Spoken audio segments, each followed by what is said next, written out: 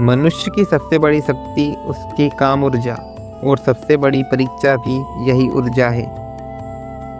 सभी का यह सवाल है, मन शांत नहीं रहता, बार बार काम रखती जाग उठती है। लेकिन क्या आप जानते हैं, वह कामेच्छा आपकी शत्रु नहीं, वह तो आपके अंदर सोई हुई दिव्य शक्ति है जो गलत दिशा में बह रही है। कामेच्छा कोई पाप नहीं, यह शरीर की जीवन शक्ति है। यह वही ऊर्जा है जिससे जीवन बनता है, रचना होती है। इसे योग कहते हैं। यदि इस ऊर्जा को ऊपर उठाया जाए तो यह ओज बनती है, और यदि इसे नीचे बहाया जाए तो यह भोग बनती है। जब मन बाहर की ओर देखता है तो यह ऊर्जा इंद्रियों में बहने लगती है, लेकिन जब मन भीतर की ओर जाता है तो यही ऊर्जा बुद्धि और आत्मज्ञान में बदल जाती है। हर विचार, हर कल्पना ऊर्जा की एक दिशा तय करती है।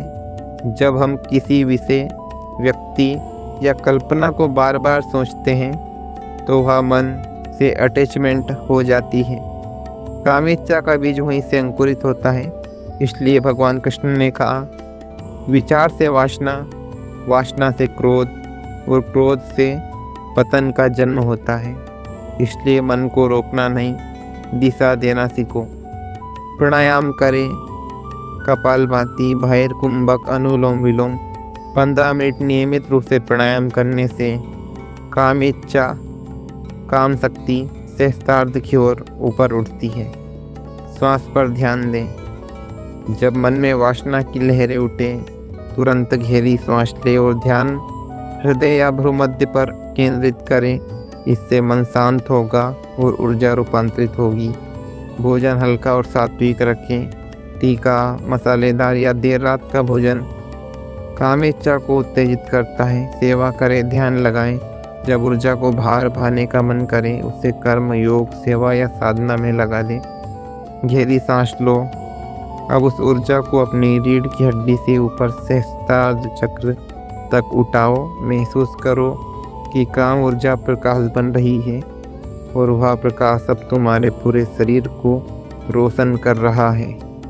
यह वासना नहीं, यह साधना है। यह आग नहीं, यह अमृत है। भाई, कामेच्छा को जितना उसे दबाना नहीं है, बल्कि उसे ऊपर उठाना है। जैसे नदी को रोकना नहीं, बल्कि उसे सागर की ओर मोड़ देना है। जो मन को जीतता है वही ब्रह्मचर्य का सच्चा विजेता है। ऊर्जा वही है, बस दिशा बदल दो और काम से बन जाएगा राम। जय श्री राम, जय हिंद। फिर मिलते हैं अगले वीडियो में। तब तक के लिए राम राम।